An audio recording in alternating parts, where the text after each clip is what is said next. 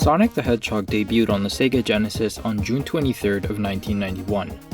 Following massive commercial success, Sega wanted a sequel as soon as possible, but creating a sequel to one of the most influential games of all time was no small task, and Sonic 2 and Sonic CD serve as vastly different takes on just that.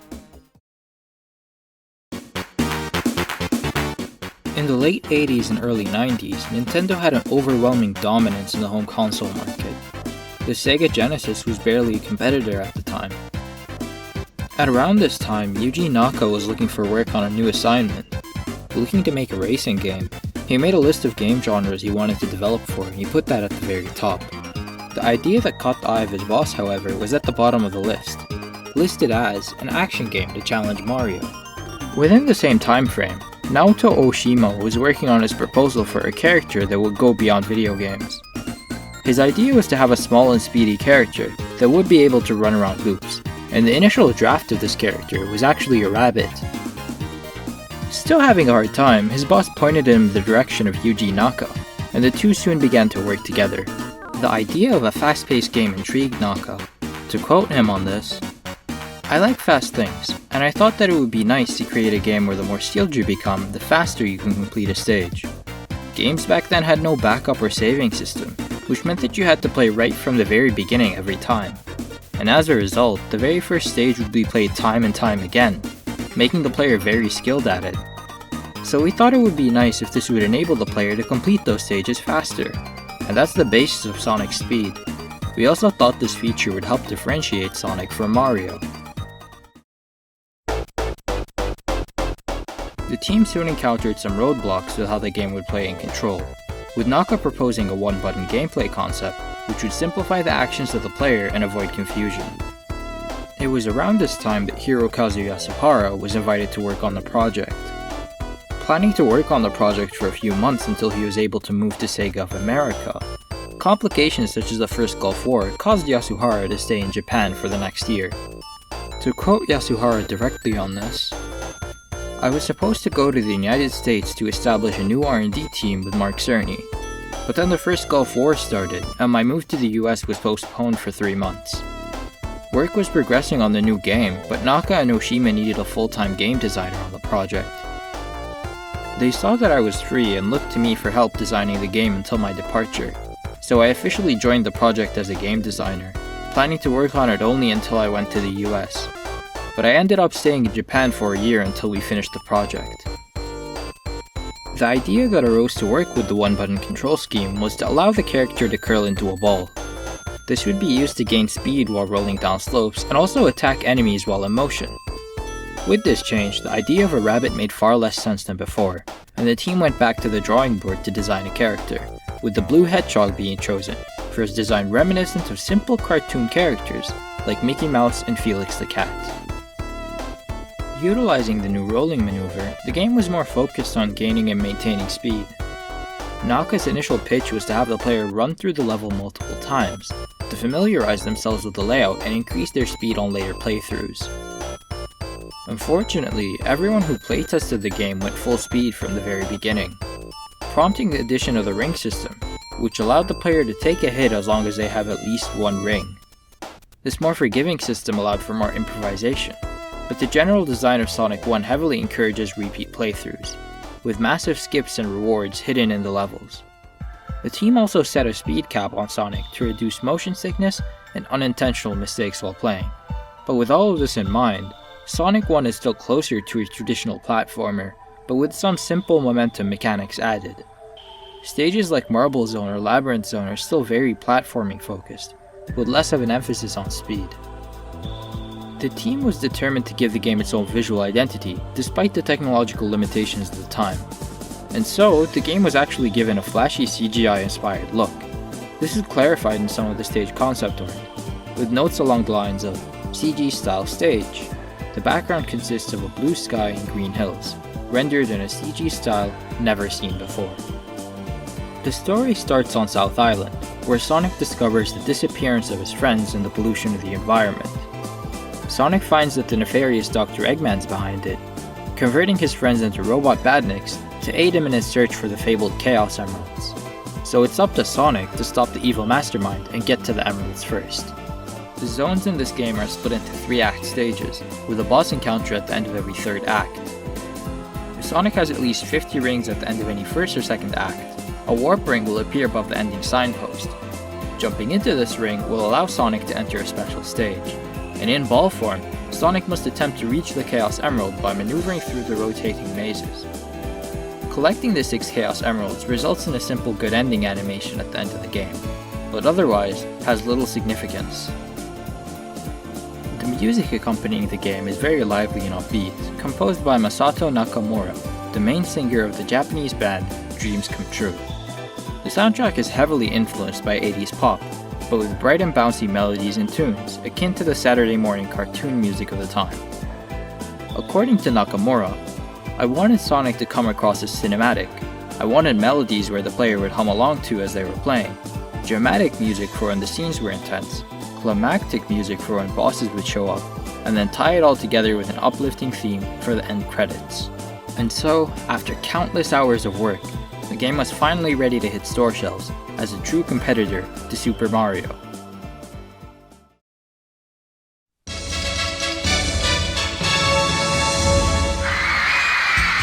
おいおい、みんなが君を随分と待っていたぞ。ビュンビュンハリネズミ、ほら来た、ソニック登場。こ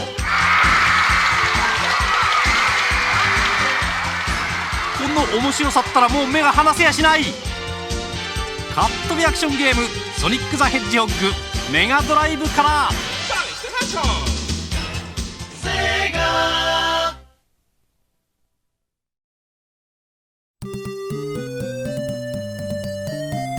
After the massive success that was Sonic 1, SEGA knew that they had to make a sequel, but that didn't come without its own fair share of complications.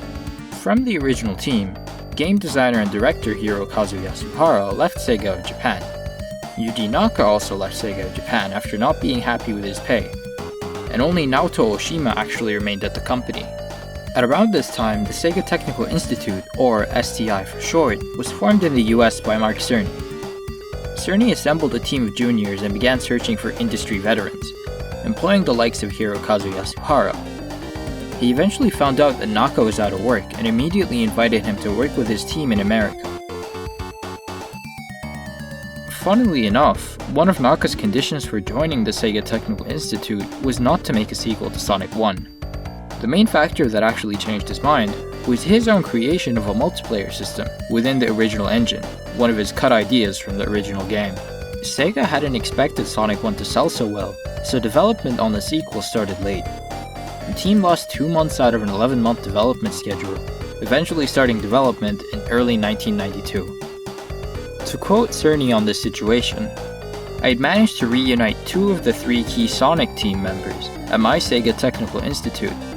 They were ready to start work on their next project, so I asked marketing the obvious question, would you like another Sonic? Bizarrely, the response was, and again I kid you not, no, it's much too soon. So we found another game to make, and in November as we were getting started, marketing came back and said, oops, we do need that game, and we need it now. And so the team lost 2 months out of an 11-month schedule.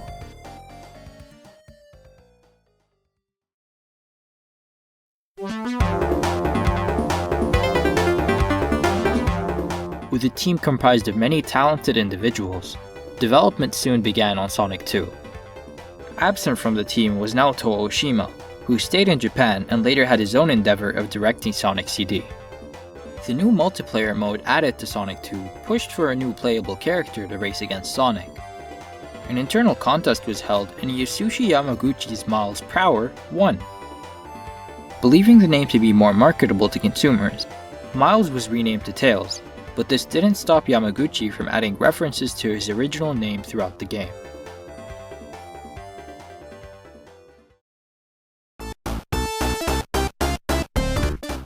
Zones are now only 2 acts long, with the boss encounter included at the end of every 2nd act. Throughout the journey, Sonic and Tails will run past a multitude of checkpoints, with special stages that can now be accessed for many of them, granted you have 50 rings at the time. The stages use sprite art to create pseudo 3D environments, and you have to collect rings and avoid hazards until you reach the emerald. If the 7 Chaos Emeralds are collected, Sonic can transform into Super Sonic, earning him temporary immunity, higher speed, and increased jumping height at the cost of 1 ring per second. The transformation is automatic once you jump with at least 50 rings. Sonic 2's music retains the Saturday morning cartoon theme from the original game, with more punchy and modern drums and generally more complex arrangements. Being a more technically complex and natural evolution of the original, it's still very 80s inspired. Although language barriers were a problem sometimes, Mark Cerny was able to bridge the gap between the team members when needed. The differences in work ethic were quite big too. The American workers would clock in their normal hours and be surprised to see their Japanese colleagues working late into the night or even into the next day. A heavy promotional campaign, known as Sonic Tuesday, was created to promote the release of the game. All sorts of merchandising and advertisements were distributed, prompting a strict deadline for Sonic 2 to release. This caused a lot of pressure, but the team worked hard to create the best product possible. I mentioned content being cut earlier, but this is the main reason that caused zones and mechanics to be removed from the end product. Some of these cut zones are quite notoriously well known within the Sonic community, as a lot of people devote their time to finding cut content and potentially restoring it. On screen you can see a list of some of the cut zones.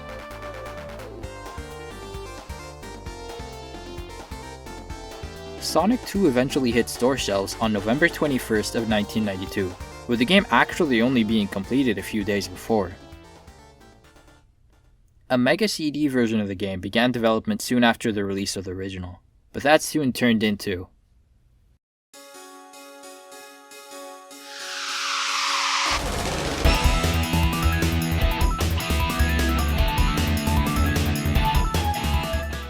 The SEGA CD add-on was a revolutionary development. The CD-ROM had a significantly larger amount of storage, and the add-on itself boasted much more power than the original Sega Genesis. Utilizing this new technology allowed for more unique and demanding concepts to be realized, and although a lot of companies signed on to develop for the Sega CD, development was difficult and often not worth the profit received. With this in mind, the higher-ups at Sega thought it wise to release a Sonic game for the platform. Naoto Oshima and the Sega of Japan team were assigned the task of making an enhanced port of Sonic 2 for the add-on. But soon after contacting the team behind Sonic 2 to discuss concepts and ideas, the initial pitch for an enhanced port of Sonic 2 was scrapped, and work began on what we would later know as Sonic CD.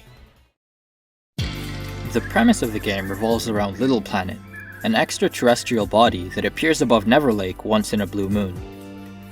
Dr. Eggman chains the planet down and attempts to take it over and rebuild the areas in his image, looking to also locate and harness the power of the mystical Time Stones. Sonic must race throughout the past, present, and future to stop Dr. Eggman's nefarious schemes, and prevent him from obtaining the Time Stones, and eventually face off against his new rival in the form of Metal Sonic. The main mechanic of Sonic CD is time travel, a scrapped idea from Sonic 2. With more powerful hardware and a lack of time constraints, this proved to be possible for Sonic CD. The zone layouts were designed for simple switching between time periods on the fly. Oshima envisioned the game to have instant transitions between time periods, but due to the nature of the Sega CD being an add-on, a small loading animation was added to mask the gap. The levels also lack some of the style and flow that Sonic 1 and 2 had, due to the absence of Hirokazu Yasuhara on the team. Nevertheless, they still retained what made them Sonic stages, and carried over the vision set by Sonic 1 in a different way. Although the game keeps the 3-act structure from the first game, the goal set by each of CD's stages differs from that of Sonic 1 or even Sonic 2. You're not only to reach the end of the stage, but also explore each stage thoroughly. Similar to the checkpoints in Sonic 2, time travel posts are scattered throughout the levels. If Sonic passes a time post, be it past or future, and maintains a quick running pace without interruptions, he'll be able to travel to that respective time zone. Traveling to the past allows Sonic to search for the robot generators and destroy them, achieving a good future for that specific act. If all of the robot generators are destroyed by the end of the game, the player unlocks the good ending. And if a good future is achieved in the first 2 acts, the 3rd act is devoid of normal enemies with uplifting music. But I should note that you still have to fight the boss at the end of the 3rd act.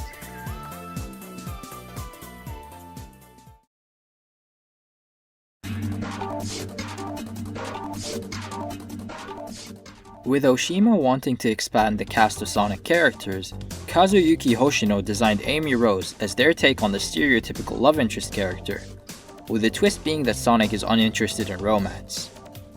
Metal Sonic was also introduced as a new antagonist, who is a sleek mechanical interpretation opposed to the Mecha Sonic seen briefly during the end of Sonic 2. Both Amy Rose and Metal Sonic would appear throughout the game, with Sonic and Metal Sonic's rivalry culminating in a race through Stardust Speedway. For this entry in the series, the team was able to include a fully animated opening and ending for the game, explaining the general premise and presenting the player with a satisfying conclusion. The studio responsible is Studio Junio, commonly outsourced to by Toei Animation, known for its work on Dragon Ball, Lupin III, and many more. At the time, the animation had to be compressed to fit on the CD-ROM, but it was preserved and released in high quality for later re-releases.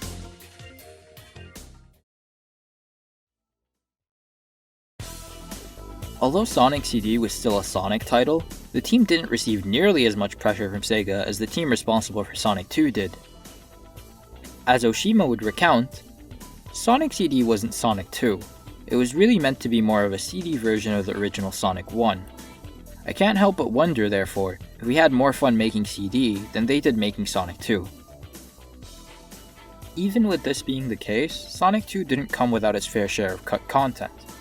A zone dubbed as R2 by the community is visible in the extended ending video, and has been confirmed to exist by the Taxman after his work on the 2011 port of the game.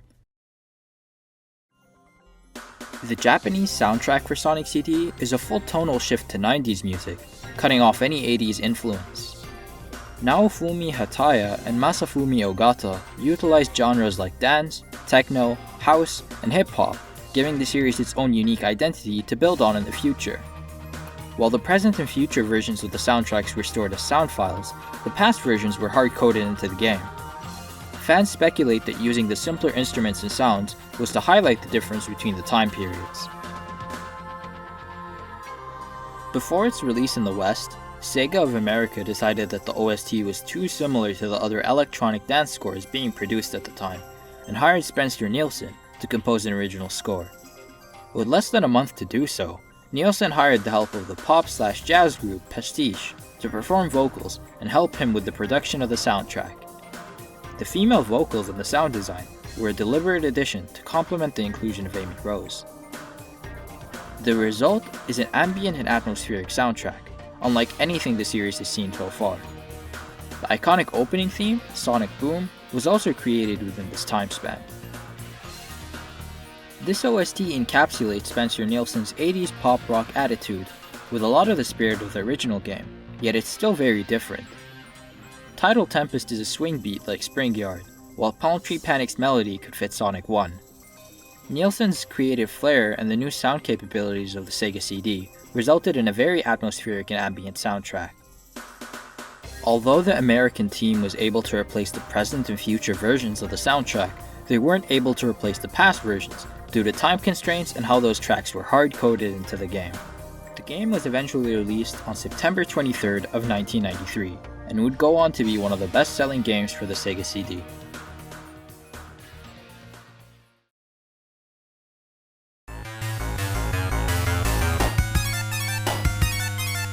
Even though it was built on the Sonic 1 engine, Sonic 2 does a lot to differentiate itself from its predecessor. Sonic has a slightly tweaked look, boasting a refined design and even a new shade of blue. With the inclusion of the Spin Dash, Sonic 2's approach to level design is much faster paced. Slower platforming sections are now less common, as the newly removed ground speed cap rewards players for sharp reflexes and mastery of the layouts. This change required bigger stages, with Sonic 2 opting to focus on the horizontal scale of the levels.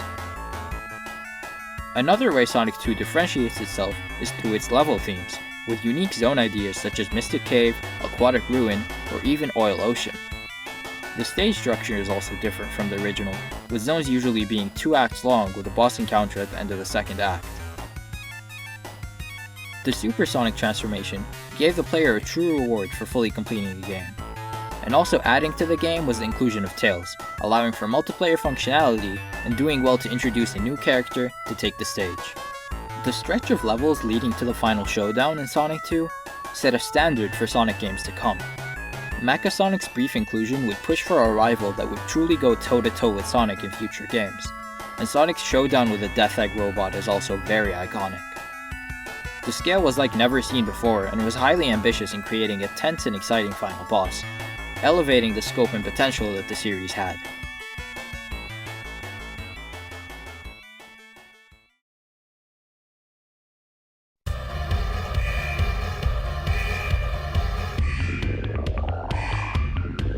Sonic CD was also built on top of the Sonic 1 engine, but it's a lot closer to Sonic 1, following the original CGI art style for the levels and keeping the Sonic sprite mostly intact.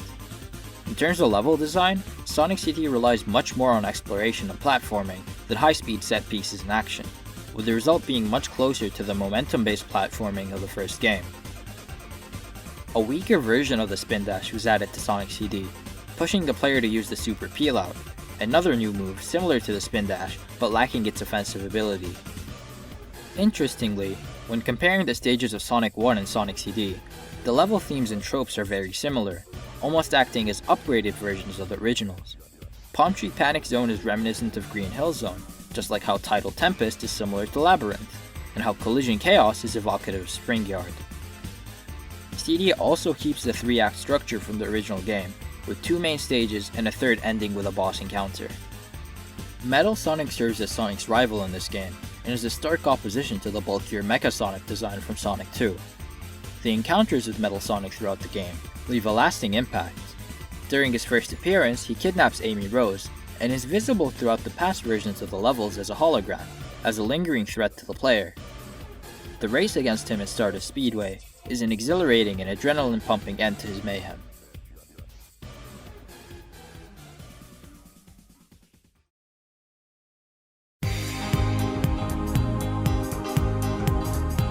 Sonic 2's musical direction follows the 80s Saturday morning cartoon vibe that Sonic 1 set. More experience with the hardware and its limitations led to more complex and memorable melodies, each giving the stages their own distinct flair and identity. Meanwhile, Sonic CD's soundtrack serves as the stepping stone for the series' shift into more 90s inspired music. The SEGA CD add-on allowed for a more prominent use of vocals, samples, and generally higher quality sounds. And to this day, the soundtrack is one of the most unique and memorable in the series, not just for its differences throughout regions. Sonic 2 and Sonic CD do share some concepts though. As mentioned before, Sonic 2 was originally designed with time travel in mind. Remnants of the time travel mechanic can still be seen in the final product. Hilltop Zone was originally planned to be a prehistoric Emerald Hill Zone, and it's speculated that Casino Night was a bad future version of the Cut Wood Zone. Sadly, Sonic 2's strict deadline of 9 months meant that the developers had to cut zones, and even the entire time travel portion of the game. On the other hand, CD had a much more loose development schedule that allowed the developers to go all out with their ambitious ideas. The inspiration for the story and mechanics likely came from Oshima's meeting with the Sonic 2 team before the game started development. And Sonic CD is quite similar to the original Sonic 2 concepts, having Sonic travel through time to stop Dr. Eggman's complete dominion over Little Planet. The stages were not unique, however, only boasting tweaked layouts based on the time zone. Years later, Oshima stated that he felt confident that if Naka had been a programmer on Sonic CD, he would have been able to create a seamless transition between time periods.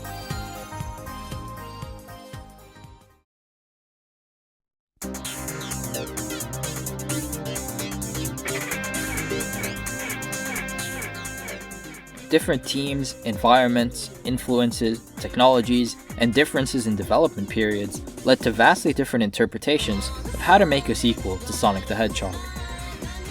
Should a sequel stay close to its predecessor, or should it stray from it and evolve the original's ideas? I think both of these options are completely valid. Sonic 2 and Sonic CD have vastly different takes on how Sonic games should look, play, sound, and feel, and each has its own merits.